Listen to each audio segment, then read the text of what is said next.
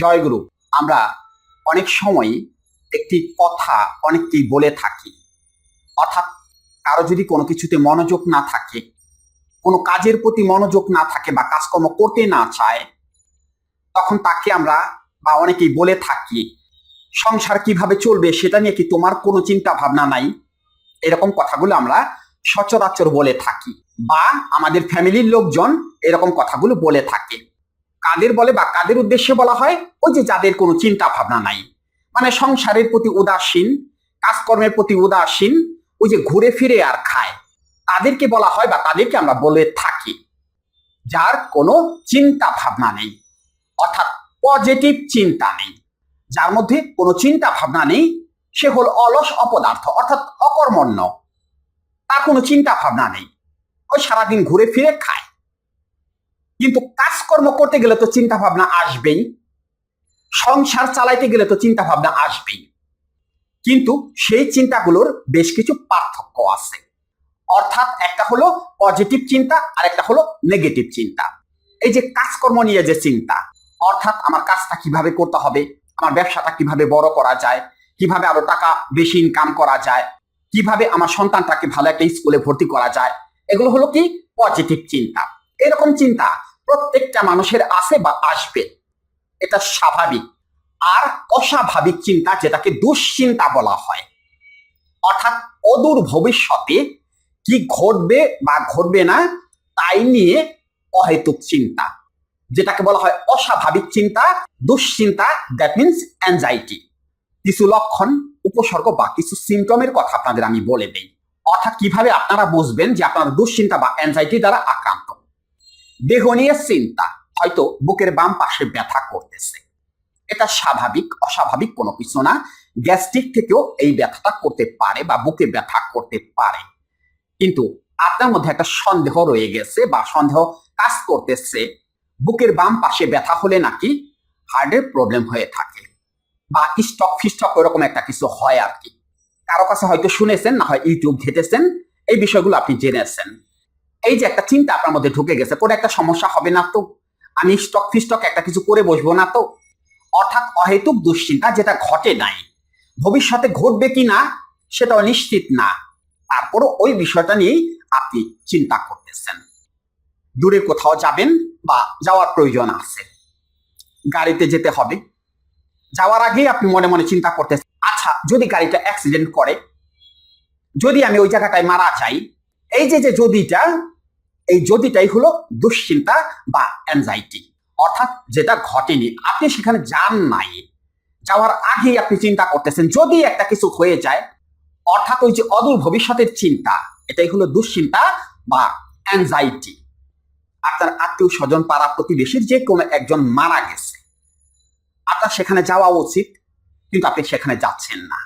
আপনি সে কিভাবে মারা গেল সেই বিষয়গুলো অন্যের কাছ থেকে শোনার চেষ্টা করতেছেন। ওরকম যে একটা সিমটম হয়তো আপনার দেহে আছে বা আপনার সাথে মিলে যাচ্ছে, এই যে আপনার মধ্যে চিন্তা চলে আসতেছে, হ্যাঁ হ্যাঁ উনি মারা গেল, তাহলে তো মনে হয় আমার একটা কিছু হয়ে যাবে। এই যে এরকম একটা চিন্তা আপনার মধ্যে চলে আসতেছে, অর্থাৎ মৃত্যু ভয়, নিজেকে নিয়ে অহেতুক ভয়, যদি একটা কিছু হয়ে যায়, আরে বাবা হবে না তো, 2-3 বছর ধরে এই চিন্তা করতেছেন, অনেক আছে 4-5 বছর ধরে এই চিন্তা করতেছেন, হলে তো এর মধ্যে একটা কিছু হয়ে যেত, আপনি মারা গেলে তো এর মধ্যেই মারা যেতেন, যান নাই কেন? অর্থাৎ আপনি মারা যান নাই কেন? মারা তো আপনি যাবেন না, কিন্তু এই বিশ্বাসটা আপনার মধ্যে নেই। ওই যে ওই চিন্তা, অর্থাৎ অদূর ভবিষ্যতে কি ঘটবে তা নিয়ে আপনি বসে বসে চিন্তা করতেছেন। কাজকর্ম কোনো কিছু নাই, কোনো কিছু করতেও পারেন না, ওই যে ভয়ের রোগী আপনি, বাহিরে যেতে পারেন না, বাহিরে গেলে ওরকম নেতিবাচক চিন্তা বা দুশ্চিন্তা চলে আসে। পরিবার নিয়ে চিন্তা, অর্থাৎ পরিবারের সদস্যদের নিয়ে অহেতুক চিন্তা, যেটাকে দুশ্চিন্তা বলা হয় আর কি। পজিটিভ চিন্তা না, নেগেটিভ চিন্তা। আচ্ছা আমার বাবা যদি হঠাৎ করে মারা যায়, তখন আমার পরিবারের অবস্থাটা কি হবে, আমার পরিবারটা কে চালাবে? এই যে একের পর এক এরকম চিন্তা। আপনি বিবাহিত, আপনার সন্তান আছে, সন্তানকে নিয়ে অহেতুক দুশ্চিন্তা, যদি একটা কিছু হয়ে যায়, সন্তানটা আজকে বাহিরে গেছে, স্কুলে গেছে, ওখান থেকে ফেরার পথে কত ঘটনাই তো ঘটে, যদি একটা ঘটনা ঘটে যায়, আমার সন্তানটা যদি একটা অ্যাক্সিডেন্ট ঘটে যায়, তখন কি হবে? অর্থাৎ ঘটেনি, কিন্তু সবার সন্তানই কিন্তু বাহিরে যায়, কিন্তু আপনার চিন্তা হলো আলাদা। ঘটেনি, আপনি অযথাই তাকে নিয়ে চিন্তা করতেছেন। আপনার স্ত্রী যথেষ্ট সুন্দরী, তাকে নিয়ে চিন্তার আপনার শেষ নেই। বাইরে গেছে, কারোর সাথে কোনো সম্পর্ক নেই। তো যদি আমার সংসার ছেড়ে সে চলে যায়, তখন আমার হবেটা কি? আমার মান সম্মান কোথায় থাকবে? ঘটে নাই, কিন্তু কোনো কিছু ঘটে নাই। দেখা গেল আপনার স্ত্রী যথেষ্ট ভদ্র, মার্জিত, কিন্তু অযথা তাকে নিয়ে আপনার সন্দেহ বা তাকে নিয়ে আপনার নেতিবাচক চিন্তা। আপনি দেশের বাহিরে আছেন, অর্থাৎ প্রবাসে আছেন, সেখানে বসে বসে সারাক্ষণ পরিবার নিয়ে চিন্তা। সন্তানের কোনো একটা কিছু হবে না তো? বৃদ্ধ মাটাকে রেখে এসেছি, তার কোনো কিছু হবে না তো? স্ত্রীর কোনো কিছু হবে না তো? চলে যাবে না তো? অযথা সেই বিদেশের বাড়িতে বসে বসে চিন্তা করতেছেন। কাজকর্ম তো কোনো কিছু নাই, কাজকর্ম করতেও পারতেছেন না। এই যে সারাক্ষণ একের পর এক চিন্তা মাথার মধ্যে আসতেছে। শুধু কি এই চিন্তা? এক জায়গায় বসে বসে কত রকমের চিন্তা করেন নিজের পরিবার নিয়ে।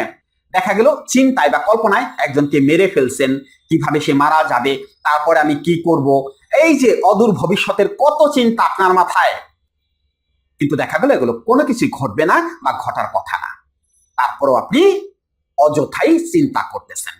এগুলো হলো দুশ্চিন্তা, দ্যাট মিনস অ্যাংজাইটি। এখন কথা হলো এগুলো কেন আসে? আমার কাছে অনেক রোগীই বলে যে স্যার, চিন্তা তো করতে চাই না, তারপর মাথার মধ্যে কেন এই চিন্তাগুলো আসে?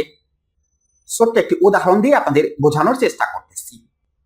একটা ধানি জমি, যেটা চাষবাসের যোগ্য, এমন একটা জমি আপনার আছে, কিন্তু আপনি 4-5 বছর সেখানে কোনো চাষবাস কোনো কিছু করলেন না। আপনি 4-5 বছর পরে সেই জমির অবস্থাটা কি দেখবেন? আগাছায় ভরে গেছে, জঙ্গলে ভরে গেছে।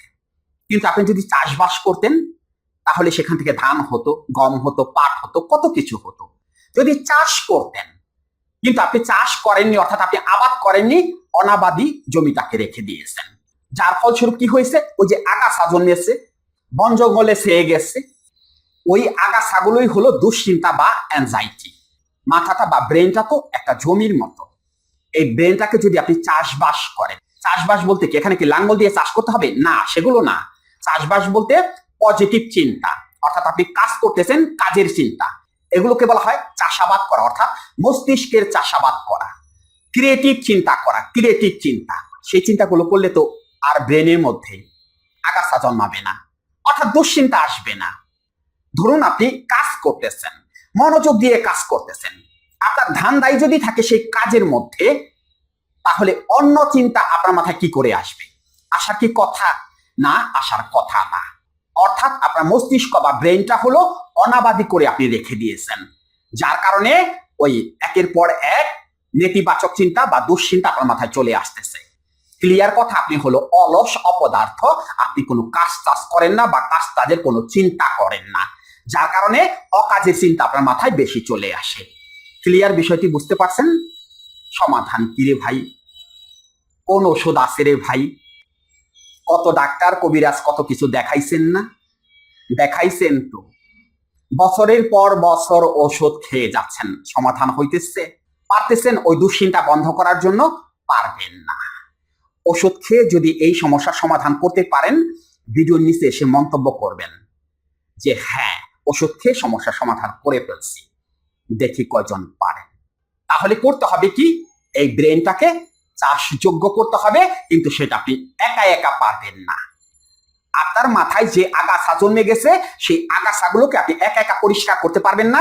সেই আগাছা পরিষ্কার করার জন্য ভালো একজন চাষি লাগবে, যার চাষাবাদ সম্পর্কে ভালো অভিজ্ঞতা আছে, তাকে লাগবে, অর্থাৎ কাউন্সিলর লাগবে, যিনি আপনাকে মোটিভেট করে বা কাউন্সেলিং করে এই ব্রেনটাকে চাষযোগ্য করে দেবে।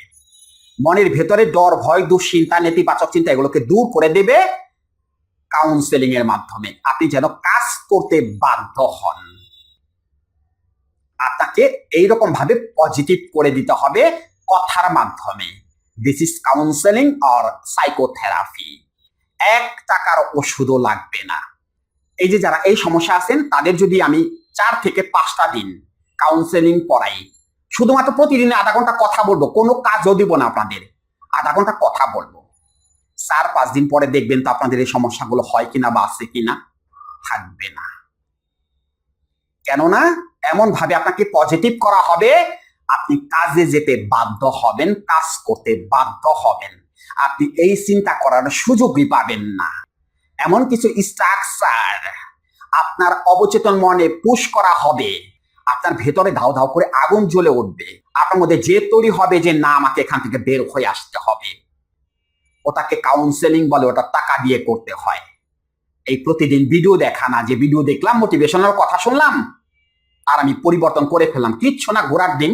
ভিডিও তো বছরের পর বছর দেখতেছেন, পরিবর্তন করতে পারছেন? পারবেন না তো। কারণ ভিডিও তো ফ্রি দেখা হয়, ভিডিও দেখতে টাকা লাগে না। আর ওই কাউন্সেলিং যখন করবেন আমার কাছ থেকে বা যার কাছ থেকে করেন, ওটা টাকা দিয়ে করতে হবে রে বাবা, ওটা ফ্রি না। তখন আমি আপনাকে যা বলবো তাই শুনতে বাধ্য হবেন। কাউন্সেলিং কাকে বলে তখন বুঝতে পারবেন। অনেকেই কাউন্সেলিং বিষয়টা বুঝেই না। কাউন্সেলিং কি? কথা বলবো, আপনার সাথে প্রতিদিন কথা বলবো। কোনো জাদু টোনা মন্ত্র তাবিজ কবজ কোনো কিছু আপনাকে দেব না। আপনার সাথে প্রতিদিন আধা ঘন্টা মোবাইলে কথা বলা হবে, আর কোনো কিছু না। কি কথা বলা হবে তখন বুঝতে পারবেন। আমরা কিভাবে সেই কাউন্সেলিং কোর্সটি করিয়ে থাকি। আমাদের কাউন্সেলিং কোর্সটি হয় অনলাইন কাউন্সেলিং কোর্স। দেশে বা দেশের বাহিরে যে যেখানেই আছেন, সেখানে একটা নীরব জায়গা বেছে নেবেন, যেখানে কোনো লোকজন থাকবে না। অর্থাৎ আধা ঘন্টা সময় যেন আপনাকে কেউ বিরক্ত না করে, এমন একটা জায়গা আপনারা বেছে নেবেন। তারপরে কানে হেডফোন দিয়ে শুধুমাত্র মোবাইলে কথা শুনবেন। আমি কথা বলবো, আপনারা শুনবেন। আধা ঘন্টা, মাত্র আধা ঘন্টা। এভাবে 7 দিন কাউন্সেলিং করা হবে। দেখবেন সমস্যার সমাধান হয় কিনা। সবাই ভালো থাকবেন। সবার জন্য শুভ কামনা রইল। জয়।